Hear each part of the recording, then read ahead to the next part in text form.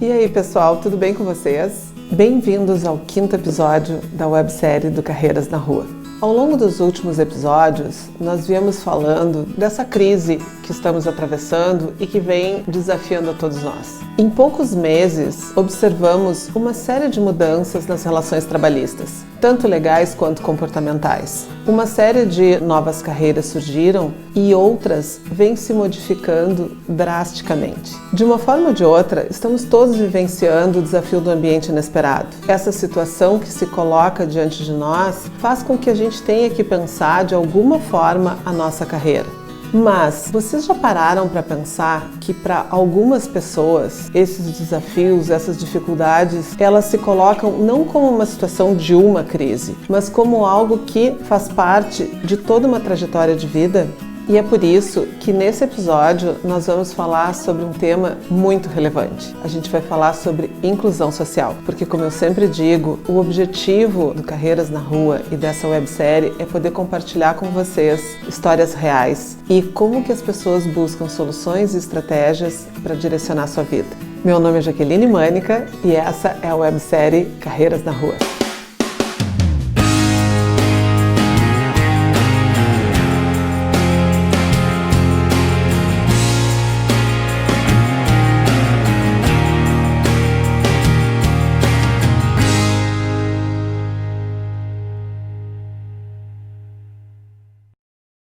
Bom, eu quero começar a nossa conversa de hoje resgatando um tema que nós já falamos em episódios anteriores, que é o poder das relações, a importância da gente cuidar da nossa rede de relacionamentos. Como é importante a gente se relacionar com pessoas diferentes, realidades distintas, e a gente ter um cuidado com isso e fazer o gerenciamento dessas relações. Esse é um dos recursos mais valiosos, tanto na questão da gestão da nossa carreira, como para a nossa vida pessoal mesmo. E hoje nós vamos falar de uma pessoa que foi um presente na minha vida, que eu conheci a partir dessas relações. Eu estava conversando com a Aline Medeiros, que é uma amiga e uma colega da área de RH, e ela me disse: Jaque, tu conhece o Matheus Felipe? Ele é uma pessoa incrível, que tem uma história de superação, uma carreira construída com bases sólidas e, além disso, é uma autoridade na questão da inclusão. É uma pessoa que foi desafiada desde o início da sua vida. Só que ao invés de se prender nas dificuldades e nos problemas, foi realmente aprendendo e se superando em cima de cada situação que a vida lhe apresentava.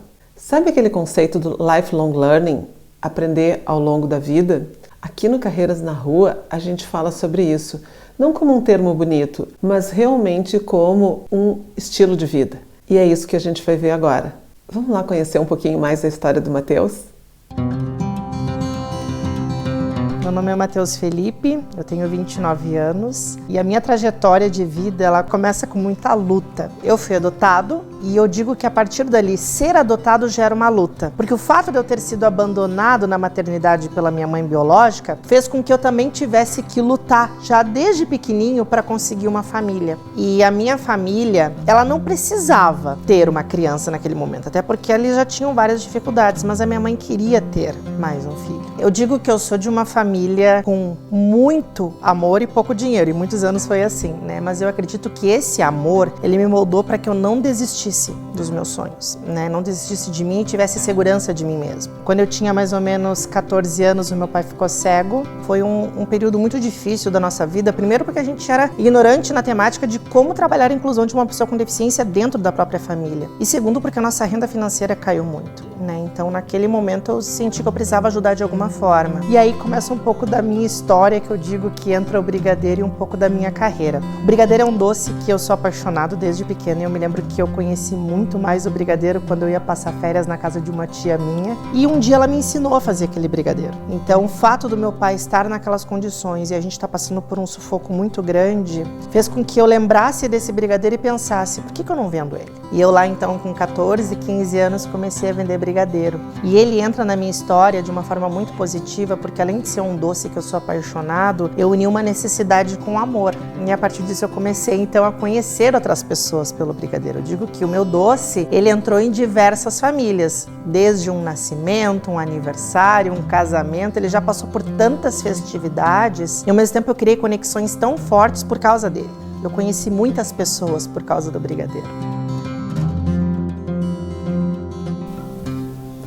É sempre muito emocionante escutar o Matheus. Quanta força de superação. E nesse momento, quando ele vai trazendo a sua história, eu lembro um pouco do que nós comentamos aqui no nosso primeiro episódio, também na história do Mauro. Ambos tiveram um início de vida bastante desafiador, mas nenhum deles se prendeu ao passado. Eles não ficaram amarrados a esse aspecto das dificuldades. O passado, ele é uma referência importante, mas ele não nos determina. Isso não é desqualificar as dores, mas significa realmente entendê-las, vivê-las e aprender com elas para poder seguir adiante. O Matheus, ele vive cada dificuldade extraindo delas as possibilidades de aprendizagem. E aí a gente tem 2 pontos que são conceitos de estratégia de carreira: a autoafirmação e a ressignificação das experiências negativas. E o segundo ponto que nós temos para aprender e para destacar na carreira do Matheus é o que nós chamamos, nos conceitos da psicologia, que é a teoria do life design, que é quando nós vamos desenvolvendo a nossa carreira de acordo com as aprendizagens que nós vamos tendo com o nosso dia a dia. Claro que importa as nossas características pessoais, nossas características de temperamento para o desenvolvimento da nossa trajetória profissional, mas o mais importante é tudo aquilo que a gente aprende com cada uma das experiências que vão se colocando diante da nossa vida. E no caso do Mate, é bem isso que acontece. Cada dificuldade, cada situação aparecem na vida dele, ele vai aprendendo com essas situações e encontrando soluções. Os brigadeiros nascem daí, de algo que ele gostava, que ele aprende com alguém da família e que ele vai encontrando nesses doces uma forma de buscar uma questão financeira e de uma forma de seguir realmente na sua vida. Vamos seguir escutando ele? Teve uma época que eu já vendia brigadeiros e eu precisava ter mais renda, porque só os brigadeiros não estava adiantando. E eu descobri uma vaga que tinha na época no jornal que convidava pessoas para vender imóveis. E na época eu pensei, olha, pode ser uma oportunidade, já que todas as portas se fechavam para mim. E eu me lembro que eu mandei o currículo então para essa vaga. No outro dia ia ter uma reunião, que ia ter um lançamento muito grande em Porto Alegre de um empreendimento imobiliário. Então era para todos estarem lá e eu fui. Eu na inocência, com todo aquele gás, né, aquela juventude querendo fazer acontecer, querendo vender imóvel, sem saber. Cheguei lá, todos os homens, né, de terno, gravata, as mulheres de vestido, saia, maquiagem. Era um cenário assim lindo de ver. E eu me lembro que naquele momento me veio uma tristeza tão grande porque eu me senti que eu não fazia parte daquilo dali, ou que não era para eu estar ali. E ao mesmo tempo veio aquela sensação de fracasso, como se eu quisesse lutar por um emprego, trazer uma condição melhor para minha família, começar a trabalhar minha carreira. Eu me sentia totalmente deslocada ali naquele espaço. E eu me lembro que eu liguei para minha mãe e eu comecei a chorar. E eu disse, mãe, é isso, aconteceu assim, não estou me sentindo bem.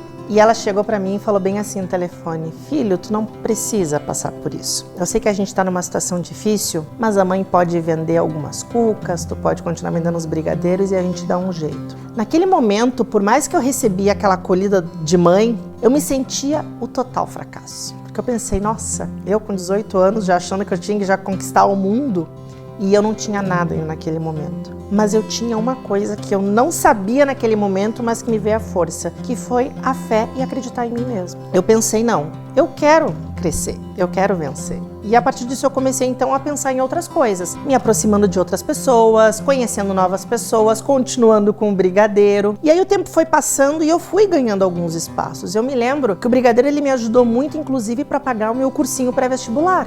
E eu batalhei muito para poder passar naquele vestibular. Eu pagava com suor, literalmente, do meu trabalho, mas o meu sonho era entrar sim na graduação. E dito e feito. Naquele início de ano foi feitas as provas e eu passei então em Relações Públicas na URGS, fiz a minha graduação, conheci muita gente e a partir dali eu comecei também a desenvolver um pouco mais sobre a minha trajetória.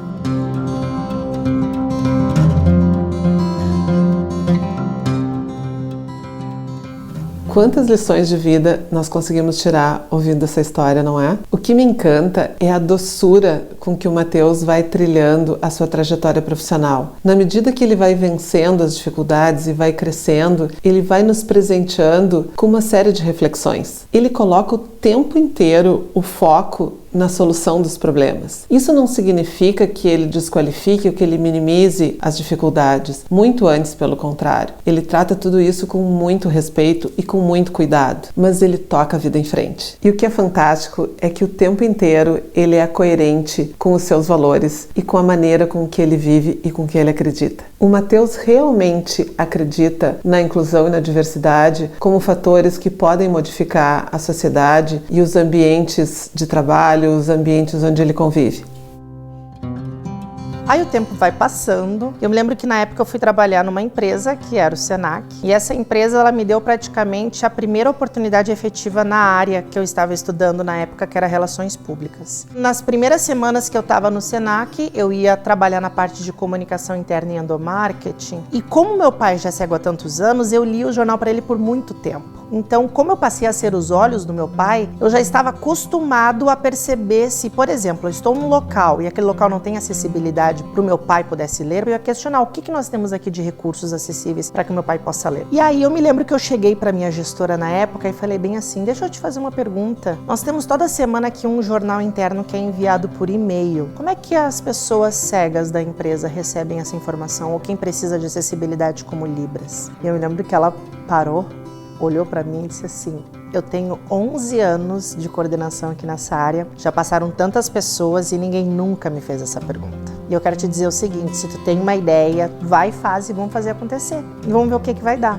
E foi muito engraçado porque ali tive uma ideia, descobri que tinha uma câmera na empresa, daí tinha uma colega minha que ela vinha então gravar para mim enquanto eu lia a matéria para ela. Então como é que funcionava? Quando eu lia a matéria para ela, ela traduzia em Libras e eu gravava esse vídeo dela traduzindo em Libras a mensagem. Então quem precisasse de Libras ia assistir o vídeo dela, falando aquela notícia que a gente tinha que comunicar. E quem fosse cego ouvia a minha voz. Então a acessibilidade de uma forma muito simples, caseira, fez com que a empresa desse um salto na questão da inovação comunicacional. E no ano seguinte veio meu primeiro top ser humano da BRH. E aí então o Matheus começou a ficar conhecido. O Matheus do Senac, o Matheus dos Brigadeiros, o Matheus lá da comunicação. E aí vai passando o tempo e vem novamente o segundo top ser humano, por um trabalho inovador também dentro da empresa. E no ano seguinte, o meu terceiro top ser humano. E eu me lembro da felicidade da minha mãe, quando chamaram o meu nome e eu fui lá receber o troféu em mãos. Então assim, quando eu começo a perceber um pouco da minha trajetória, eu nunca tento esquecer da força que eu tenho em mim. Eu nunca deixei de acreditar em mim, mesmo nos dias mais difíceis, mesmo naqueles dias que a gente vai deitar no travesseiro e a gente chora, a gente não acredita que nada vai mudar, eu não perdi essa fé que eu tenho em mim. Então eu sabia que mesmo na dificuldade, aquilo ali ia passar. E para passar, eu tinha que parar de sentir essa energia ruim e lutar. Eu nunca deixei de acreditar também nas pessoas que me deram oportunidades, né? Seja um cliente que comprou meu doce, seja uma pessoa que me acolheu, seja uma pessoa que já me emprestou uma vez um dinheiro. Então assim, eu nunca deixei de acreditar em mim e sempre focado em vencer aquele obstáculo, aquela barreira. E eu acredito muito que a gente não pode deixar de acreditar nos nossos sonhos. Mesmo sendo aqueles sonhos, sabe, quase impossíveis, tudo tem o seu tempo. Eu me lembro que eu queria uma coisa e daqui a pouco eu já sabia que não era o momento certo. Em vez de me frustrar, eu fazia o inverso. Bom, esse sonho então fica aqui nessa gavetinha que ele vai ser realizado, mas para chegar lá eu tenho que realizar um outro antes. Então até hoje é assim. Tem sonhos que eu ainda não realizei, que eu quero realizar, mas eu sei que tudo tem o seu tempo, tudo tem a sua hora.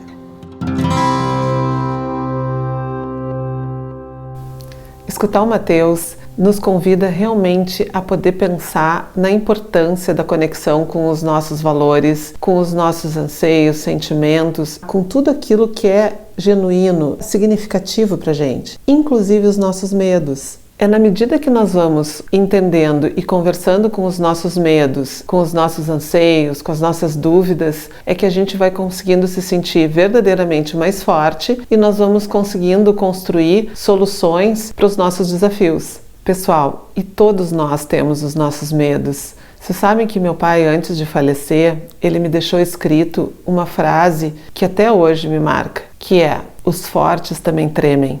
E isso foi tão importante porque, de uma certa forma, me deixou uma permissão para que eu pudesse entender que em alguns momentos eu estou assustada, que vão ter alguns momentos que eu vou ter receio em relação a: será que eu enfrento realmente aquilo que está por acontecer? Mas na medida que eu entendo de que o sentir medo faz parte do jogo, eu sigo em frente, eu me aceito, eu lido muito melhor com as situações e aí eu estou em muito mais prontidão para seguir em frente. E o Mate, ele viveu tudo isso que a gente está falando, mas ele foi além. Ele transforma todas essas dificuldades numa causa, num objetivo de vida. Ele realmente incorpora esses conceitos na vida dele. E aí, de uma forma muito generosa, ele coloca a questão da diversidade, a questão da inclusão como uma prática profissional, estando em vários espaços, compartilhando suas ideias e inspirando novas pessoas. Então é isso, né, pessoal? Chegamos ao fim de mais um episódio. Mas como vocês sabem, a nossa conversa ela não termina por aqui. Eu quero saber qual é a parte dessa história que mais tocou vocês, que mais gerou reflexão. Contem aqui pra mim nos comentários. E claro, né? Se esse conteúdo te agradou, deixa o like, te inscreve no canal e compartilha com os teus amigos. Esse compartilhamento, ele é super importante para que a gente possa continuar produzindo conteúdo e seguindo com carreiras na rua. Eu espero vocês no próximo vídeo.